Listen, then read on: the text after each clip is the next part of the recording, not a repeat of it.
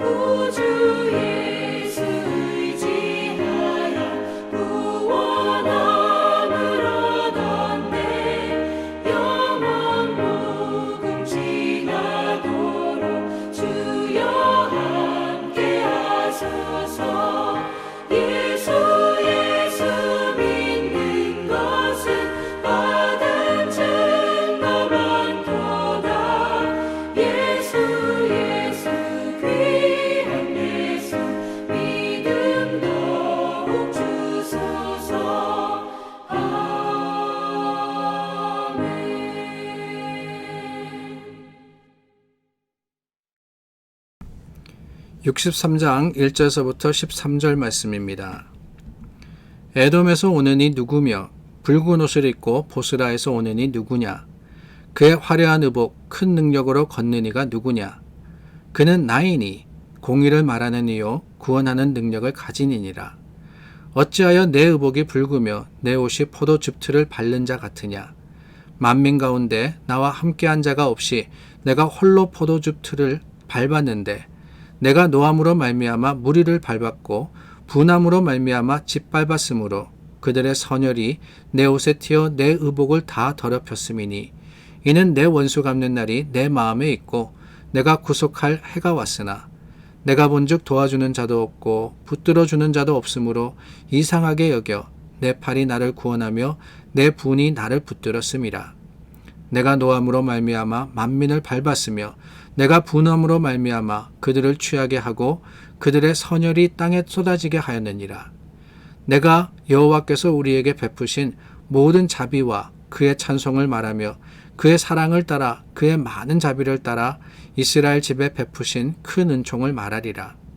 그가 말씀하시되 그들은 실로 나의 백성이요 거짓을 행하지 아니하는 자녀라 하시고 그들의 구원자가 되사 그들의 모든 환난에 동참하사 자기 앞에 사자로 하여금 그들을 구원하시며 그의 사랑과 그의 자비로 그들을 구원하시고 옛적 모든 날에 그들을 드시며 안으셨으나 그들이 반역하여 주의 성령을 근심하게 하였으므로 그가 돌이켜 그들의 대적이 되사 친히 그들을 치셨더니 백성이 옛적 모세의 때를 기억하여 이르되 백성과 양떼의 목자를 바다에서 올라오게 하시니가 이제 어디 계시냐?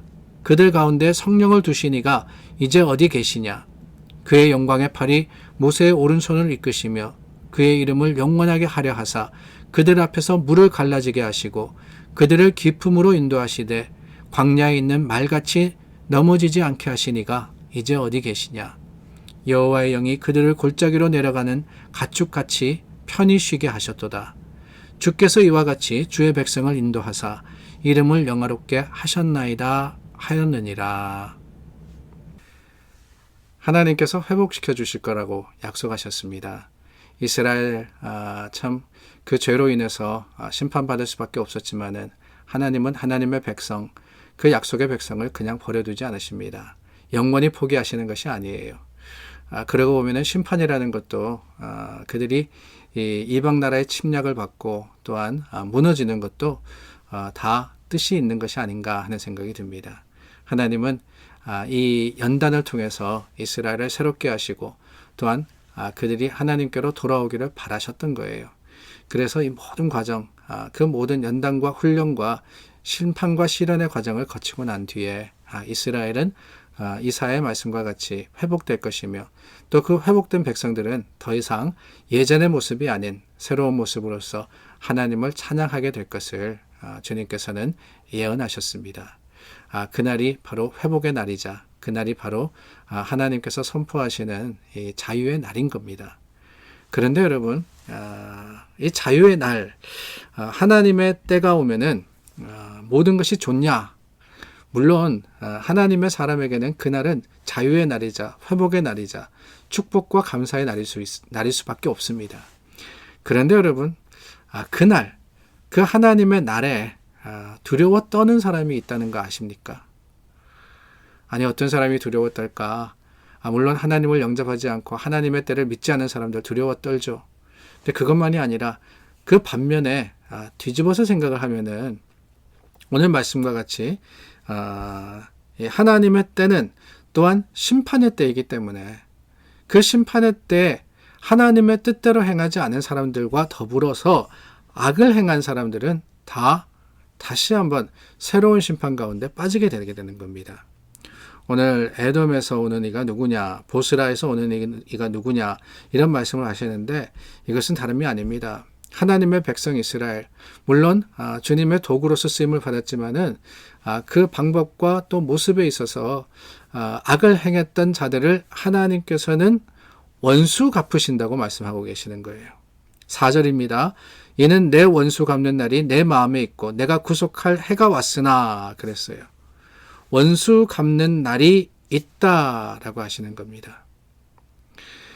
하나님의 뜻대로 살아가지 않는 것도 문제지만 더 큰 문제가 있습니다. 바로 하나님을 반하는, 하나님께 대항하는 일입니다.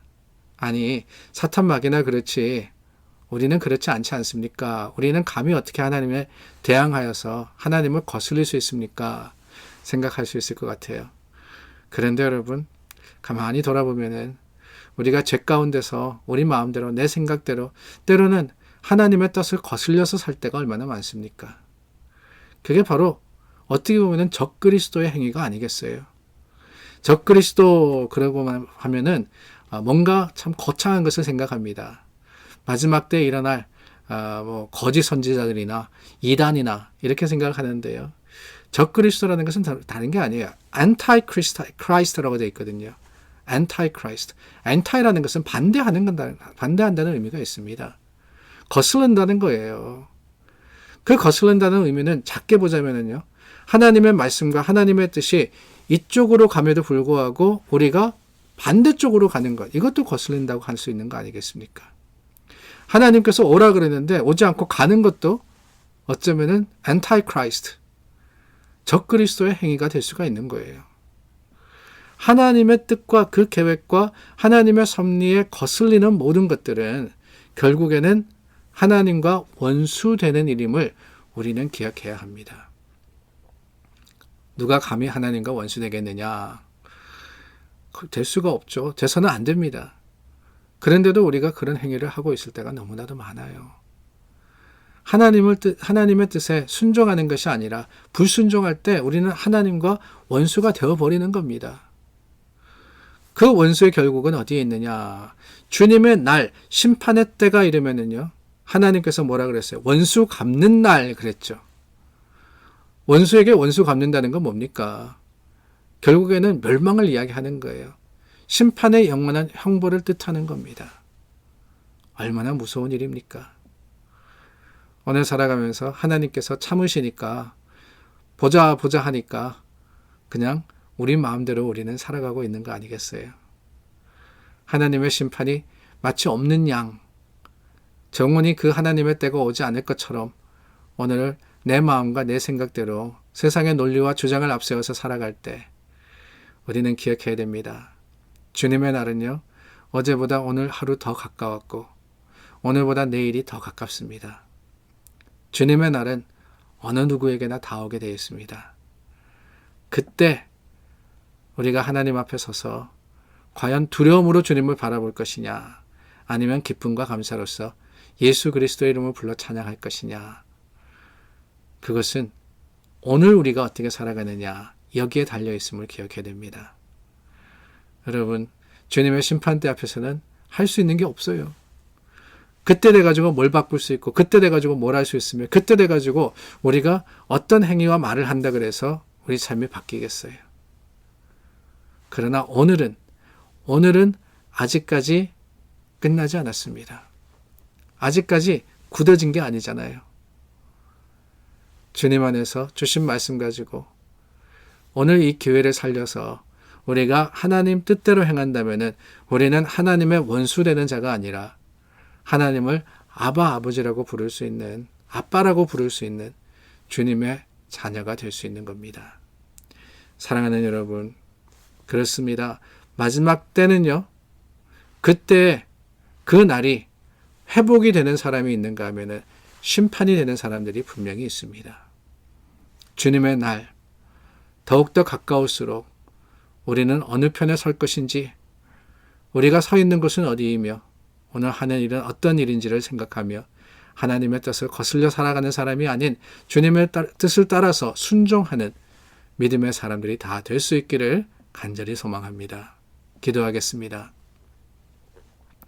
참 좋으신 하나님, 오늘 말씀으로 우리 삶의 방향을 보여주심을 감사드립니다. 우리는 거스른 자가 아니라 순종하는 자들이 되게 하여 주시옵소서. 하나님의 뜻을 따라서 주님을 따라가는, 주님의 발걸음을 쫓는 자들이 되게 하여 주시고, 그럼으로써 마지막 날을 예비하는 지혜로운 자들 삼아 주시옵소서. 예수 그리스도 이름으로 기도드립니다. 아멘. 오늘도 세상에 흩어져 있는 우리 성도들을 위해서 기도하겠습니다. 하나님께서 우리의 기도를 들으시고 우리가 어디에 있든지 하나님의 거룩하심으로 그 긍휼하신 사랑을 우리에게 베풀어 주시리라 믿습니다. 기도합니다.